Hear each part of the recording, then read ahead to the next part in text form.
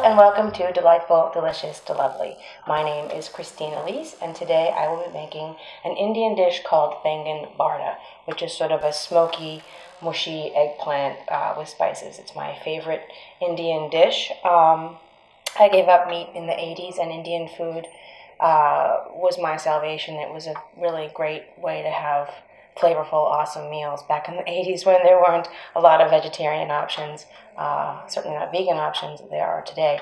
And so when I started my blog, Delightful, Delicious, Delovely, in July of 2012, this dish was posted, I think, July 26, 2012.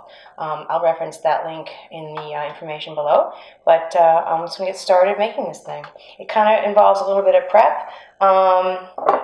But chopping and stuff, that's just true of most Indian food, but none of it's hard, and you'll see how fast it comes together. It's really delicious and virtually guiltless. That oil I just put in there, maybe a tablespoon or two of oil, is about, that's all the bad in the whole dish. Everything else is just produce or spices.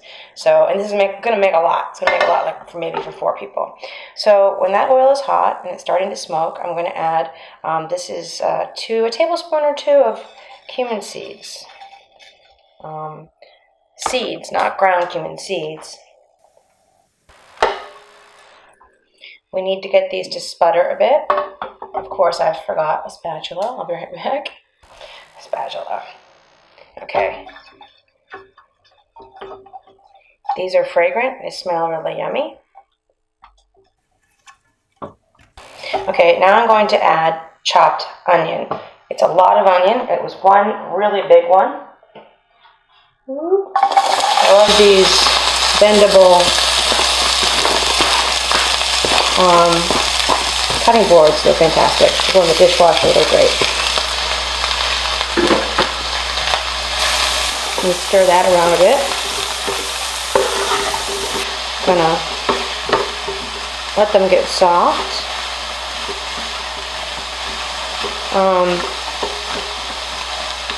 So, as to preparing the eggplant part of this dish, while these brown, I will talk to you about that. There are several ways. Pardon the sniffing. I don't know why I'm always sniffing. It's a weird tick that I've discovered by doing these videos. I don't have allergies. I've never done cocaine in my whole life. I don't know what the problem is. I'm sniffing and it makes me crazy, so I apologize. And maybe I shouldn't have pointed it out. Maybe you wouldn't have noticed. But the cat's out of the bag. All right, so while these are softening, here's the choices you have with preparing your eggplant to put in the pan here. First of all, you can prick them and put them in put olive oil on the outside of them, and prick them and put them in your oven, either under the broiler if you're going to be paying a lot of attention, or at a high temperature like 450. And you can burn them even. The skins can be blackened in the oven. It's kind of what you want because it gives the meat of the eggplant a nice smoky flavor. And then when you take them out of the oven, you can wrap them in foil or put them in plastic, like a container, and sweat them so that the sweat from the steam from inside the eggplant pushes the skin off so you can get it off more easily. You can do it stovetop. I did it stovetop. I have a grill on my stove, but you can do it on your burners too. Just put foil underneath because it's messy. But you can blacken them on a grill in your kitchen, in your backyard, or even right directly on the burners. But you want to put a little olive oil on the outside of them because apparently that helps the skins separate from the eggplant. So no matter how you've chosen to blacken the outside of the eggplant, you still need to sweat the eggplant. So you're going to wrap it in foil, like I said, or you're going to put it in some sort of a Tupperware container and sweat it. And when it's cool enough to touch or under cold running water, you can basically, after like 10 to 15 minutes, you can just rub the black spit skin off and cut the tops, the little, button at the top of the eggplant off and get all the skin off. And then just put it in a colander to drain while you prepare the other ingredients, which would be chopping up an onion, chopping up 4 tomatoes, chopping up something spicy if you like spice. I do. My recipe online, I think, called for like 1 jalapeno or 2 serranos. That's likely because that's what I had in the house at the time. I think you'll discover that a lot of my recipes are pretty adaptable, and a lot of them, the idea to make them was born of the fact that I had those ingredients in the house and pretty much nothing else, or that they were going to go bad if I didn't use them soon, that sort of thing. So I didn't have any jalapenos or serranos. What I did have are these red jalapenos that I got at a Thai market. I didn't dare taste one naked, but I did cut up 3 of them. I didn't seed them, so the seeds are spicy too. If you don't like spice and you're afraid of spice, take the seeds out and just mince it either with or without seeds, depending on how you like your spice. Okay. Wow, those peppers are hot. It's tickling my nose. I'm going to be sniffing more. I'm even going to sneeze. Oh no. Wow, very spicy. It's even getting in the back of my throat. Whoosh! All right. Now, as these sort of saute some more, I'm going to add, this is kind of a to taste thing, I'm going to add a lot of garlic. Pardon me. Fresh garlic is always great, but jarred garlic, especially in a dish like this where there's so many other flavors and the garlic is not central, like in a clean pasta dish where the garlic is really important. Pre-crushed jarred garlic is a wonderful thing. So I'm going to put in 4 tablespoons of that.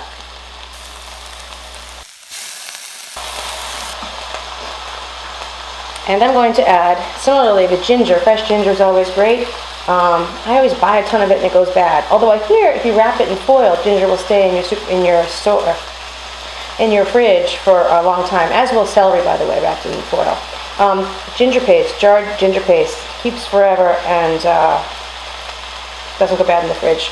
And is low effort, which is always key. This is a lot of ginger too. I don't even know how much this is. It's probably about 3 tablespoons of ginger that I'm going to put in here. I'm sniffing, sorry. Now I'm going to mix this up. Oops.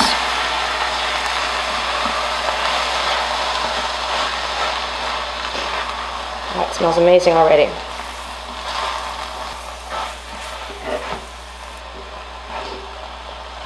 All right. Now I'm going to add 4 diced tomatoes, also on one of these things. Mix that up.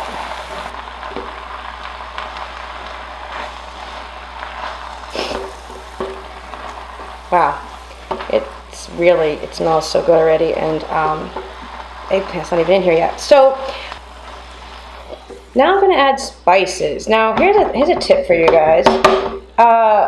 Spices in the supermarket are really expensive. Like this kit costs something like $7 or $10 depending on your market with this tiny little amount.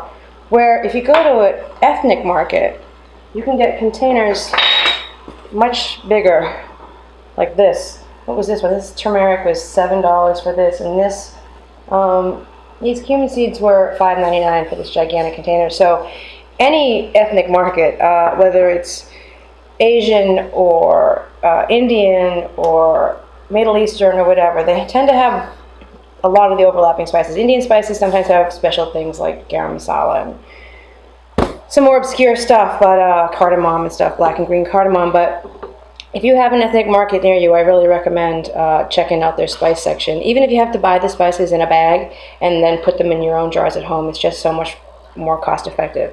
Although the argument against that would be that spices don't stay fresh forever, and if you can't use all that, then you're just wasting money. And actually, you're not wasting money. Still, this is $6 for this. It would cost at least $6 for this version of it in the supermarket. So what do I care if I throw some away? I feel better about buying this. So anyway, do what you will with that information. All right, now I will add the spices. Let us see what we have.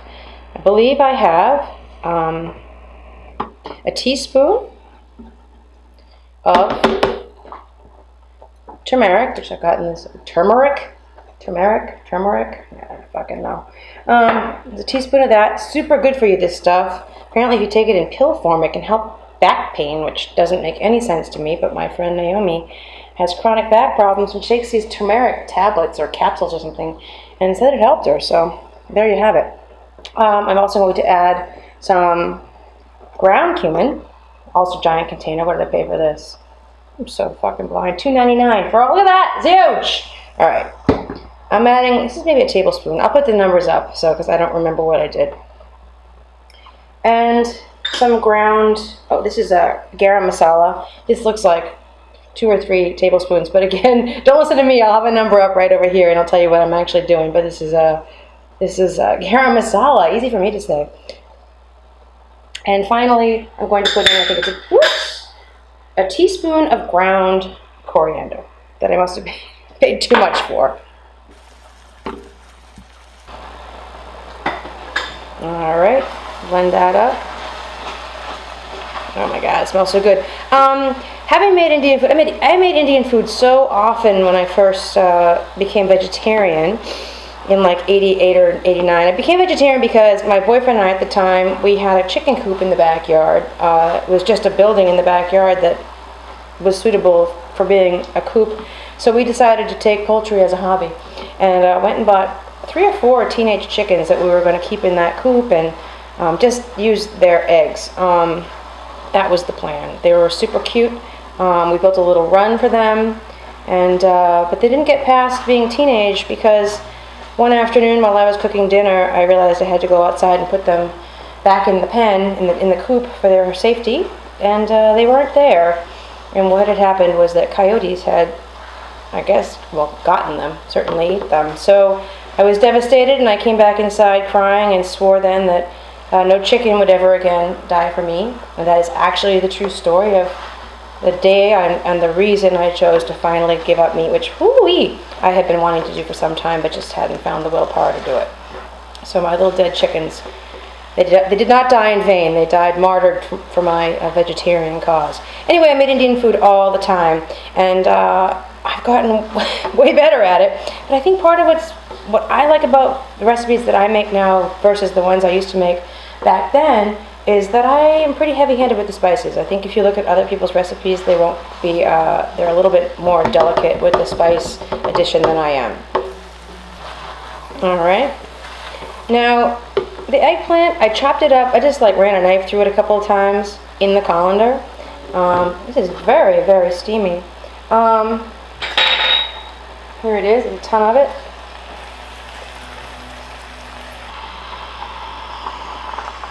Wow, this pan's barely big enough. Sniff, sniff, sniff. Keep on sniffing. Ooh, I made a mess. Don't like a mess. All right. So that's a lot.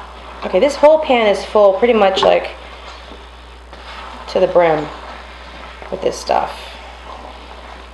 It smells outrageous. Just going to mash it together here. So the last thing we need to add to this is some cilantro. I know a lot of people don't like cilantro. It's a very controversial herb. If you don't know, people who don't like cilantro have a reason, and that is they have an enzyme or something in their body that makes their mouth taste funny, like soap or whatever it is that they think cilantro tastes like. It's actually not their fault they don't like cilantro. They really don't like it. Same thing with asparagus pea. Apparently, asparagus pea has different camps I've read, but not everybody has asparagus pea, although 100% of people in France do, I read. But I read 2 different things. One, it's an enzyme, again, that makes your pea smell that way. And another one I read, it was not that your pea, it was you needed the enzyme in order to smell it. Everyone smelled that way, but only some people could tell it smelled that way. I don't know. All I know is that asparagus pea and cilantro are things that people have very firm beliefs about, and it's because of chemicals in their own bodies. So that was a lot of rambling. So I've got a whole lot of cilantro in here. It's like almost, probably a whole bunch of it chopped up, and I'm going to put it in here.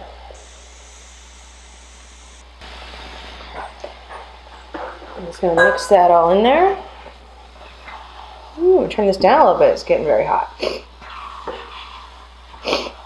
Sniff, sniff, sniff.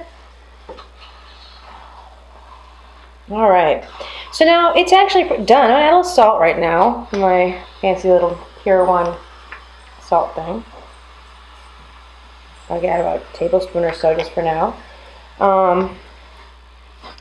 Mix it in, and then you could either eat it like this, or you could puree a bit. You could really get it all down to a puree in either a food food processor. I don't know what's wrong with my brain today. Or I'm going to use an immersion blender and just mash up some of this stuff right now.